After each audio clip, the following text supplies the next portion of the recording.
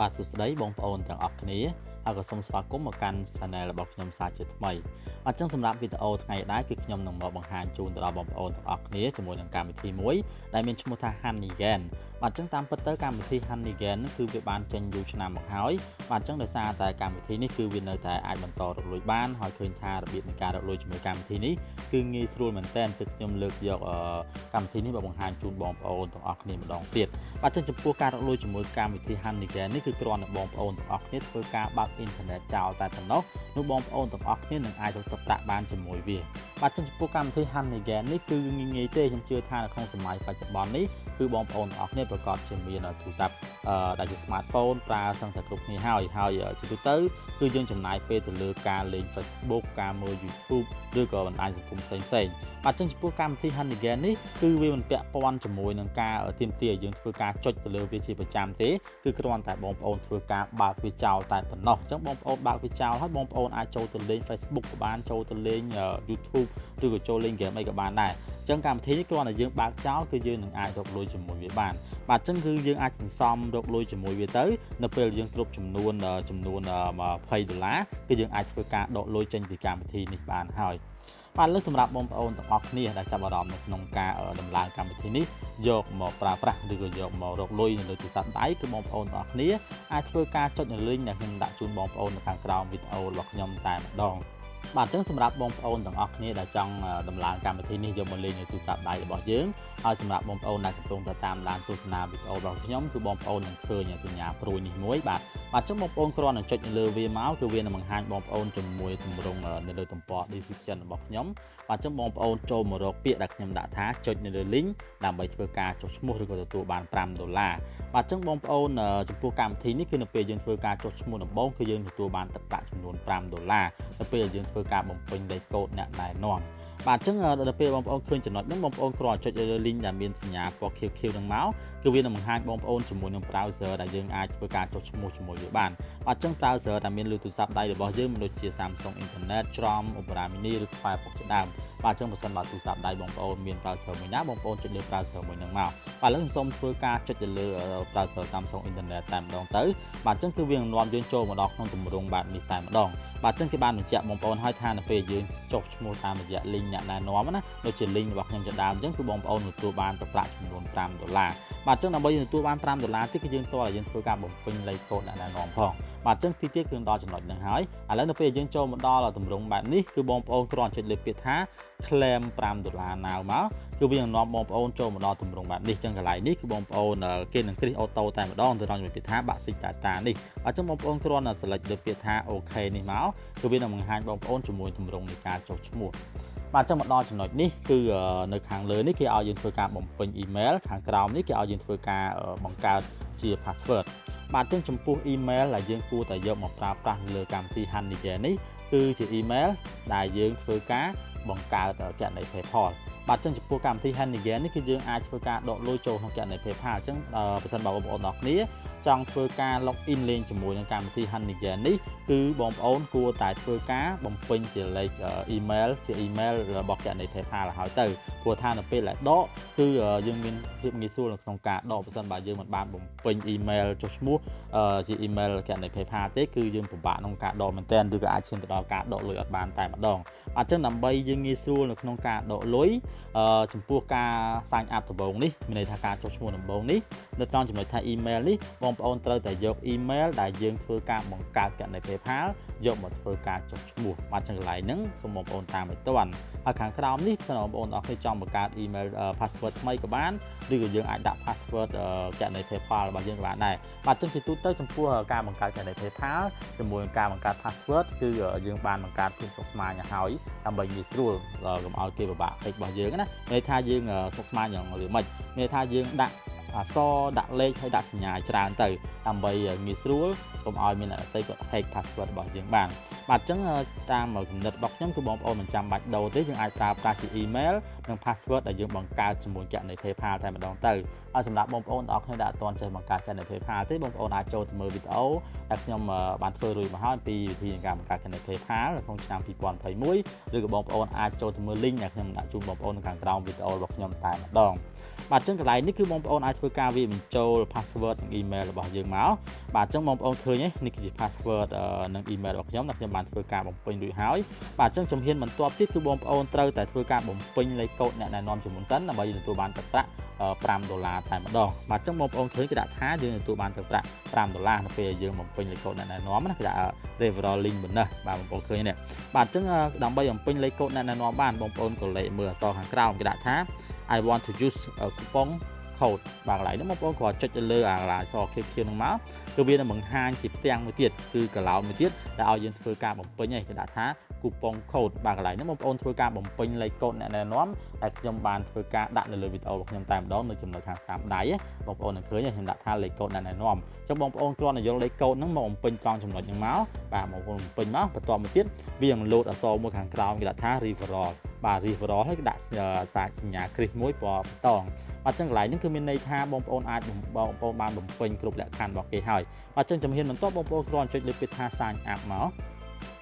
គឺវានឹងបង្ហាញបងប្អូនជាមួយទម្រង់បែបនេះបាទអញ្ចឹងមកកន្លែងនេះគឺខ្ញុំសូមណែនាំបងប្អូនទាំងគ្នាជ្រើសរើសយកពាក្យថា remember ព្រោះថានៅពេលយើង log in នៅពេលក្រោយទៀតគឺវាមិនពិបាកនៅក្នុងការបំពេញ password ម្ដងទៀតណាបាទអញ្ចឹងនៅពេលយើងធ្វើការ log in ម្ដងទៀតគឺគ្រាន់តែយើងចុចទៅលើកន្លែង log in ហ្នឹងគឺវានឹង load ឈ្មោះនិង password របស់យើងតែម្ដងបាទអញ្ចឹងបងប្អូនចុចលើពាក្យថា remember មកបាទគឺវានឹងនាំបងប្អូនចូលមកដល់ dashboard ឬក៏ទំព័រដើមនៃកម្មវិធី Honeygain នេះតែម្ដងចឹងបងប្អូនឃើញហើយគឺយើងនៅពេលនេះគឺយើងទទួលបានទឹកប្រាក់ចំនួន$5នៅខាងក្រោមនេះបាទអញ្ចឹងអត់ទាន់រួចរាល់ទេគឺបងប្អូនអរគ្នាត្រូវតែធ្វើការបំពេញឬក៏ confirm email ដើម្បីឲ្យកម្មវិធីនេះវា full តែម្ដងបាទអញ្ចឹងដើម្បីធ្វើការ confirm email របស់យើងបានបងប្អូនឃើញចំណុចកន្លែងនេះគេដាក់ថា confirm email បងប្អូនចុចលើវាមកគឺបងប្អូននឹងឃើញគេដាក់ថា email confirmation send មានន័យថាគេបានផ្ញើconfirm នឹងផ្ញើចូលទៅក្នុង email របស់យើងហើយអញ្ចឹងយើងត្រូវទៅចូលទៅ confirm email របស់យើងជាមុនសិនបាទឥឡូវយើងចូលទៅក្នុង mail របស់យើងជាមុនមកបាទឥឡូវបងប្អូនឃើញហើយដើម្បីយើងចូលក្នុង mail របស់យើងបានបងប្អូនគឺមានកម្មវិធីមួយគេដាក់ថា Gmail នេះអញ្ចឹងបងប្អូនគ្រាន់ចុចលើកម្មវិធី Gmail នេះមកបន្តមកទៀតគឺវានឹងនាំយើងចូលមកក្នុង mail របស់យើងហើយបាទអញ្ចឹងបងប្អូនឃើញចំណុចខាងលើនេះគេដាក់ថា Honeygain team ហើយខាងក្រោមនេះគេដាក់ថាHoneygain team ដូចគ្នាអញ្ចឹងបងប្អូនចូលមកក្នុងចំណុចខាងក្រោមនេះវិញដើម្បីយើងចូលធ្វើការ confirm email របស់យើងបាទអញ្ចឹងនៅពេលបងប្អូនចុចមកបងប្អូន scroll ឡើងលើបន្តិចមកបងប្អូន scroll ឡើងលើបន្តិចមកបងប្អូននឹងឃើញហើយត្រង់ចំណុចមួយដែលគេដាក់ថា verify email អញ្ចឹងបងប្អូនគ្រាន់ចុចនៅលើវាមកបន្តមកទៀតយើងចូលទៅក្នុងទំព័រដើមនៃកម្មវិធី Honeygain របស់យើងវិញអញ្ចឹងបងប្អូនឃើញគេដាក់ថា your email has been confirmed បាទអញ្ចឹងមានន័យថាយើងបានធ្វើការ confirm ជាមួយនឹង email របស់យើងរួចរាល់ហើយបាទអញ្ចឹងចំណុចនេះគេបានបង្ហាញបងប្អូនភាសាទៀតអញ្ចឹងយើងគ្រាន់ចុចលើពាក្យថា basic data បន្តមកទៀតយើងចូលលើពាក្យថា OK មកគឺយើងនឹងបានធ្វើការ confirm មានន័យថា account Honeygain របស់យើងគឺបាន full តែម្ដងបាទអញ្ចឹងមកដល់កន្លែងនេះគឺយើងទទួលបានទឹកប្រាក់ចំនួន$5បាទអញ្ចឹងនេះគឺគ្រាន់តែជាគណនីដែលយើងបានបង្កើតនៅក្នុងចង់និយាយថាយើងបង្កើតនៅក្នុង website តែប៉ុណ្ណោះអញ្ចឹងគឺបងប្អូនអរគ្នាត្រូវធ្វើការដំឡើងវានៅក្នុង app មួយទៀតបាទអញ្ចឹងដើម្បីកុំឲ្យយើងពិបាកនៅពេលយើង log in ចូលមកគឺយើងក្នុងនេះគឺគ្រាន់ជា browser ណាបាទអញ្ចឹងក្នុង browser វាស្រួលដូចនៅក្នុង app ទេបាទអញ្ចឹងគឺបងប្អូនអរគ្នាត្រូវធ្វើការដំឡើង app មួយទៀតអញ្ចឹងដើម្បីធ្វើការដំឡើង app បានបងប្អូនឃើញនៅអក្សរខាងលើនេះបងប្អូនឃើញសញ្ញាខាងលើនេះទី1គឺយើងអាចដំឡើងនៅក្នុង computer ទី2យើងអាចដំឡើងលើម៉ាស៊ីនដូចជា iPhone មានថា iPhone ឬក៏ពួក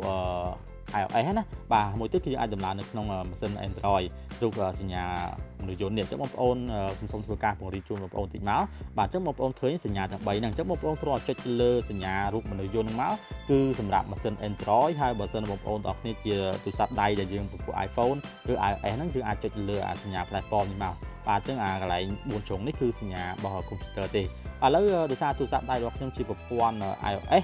សំទុះគឺពួក Android អញ្ចឹងខ្ញុំចុចទៅលើរូបមនុស្សនេះមកបាទរូបមនុស្សយន្តហ្នឹងមកបន្តមកទៀតគឺវានឹងបង្ហាញបងប្អូនជាមួយទម្រង់បែបនេះបាទអញ្ចឹងកន្លែងនេះបងប្អូនអាចចុចលើពាក្យថា download បាទយើងចាំ download file នេះមកបន្តមកទៀតគឺវានឹងបង្ហាញបងប្អូនជាមួយទម្រង់បែបនេះអញ្ចឹងយើងក៏ចុចលើពាក្យថា download ម្ដងទៀតមកហើយយើងរងចាំនៅវា download ពេញចាំយើងចូលមកធ្វើការ install វាយកមកលើទូរស័ព្ទដៃរបស់យើងតែម្ដង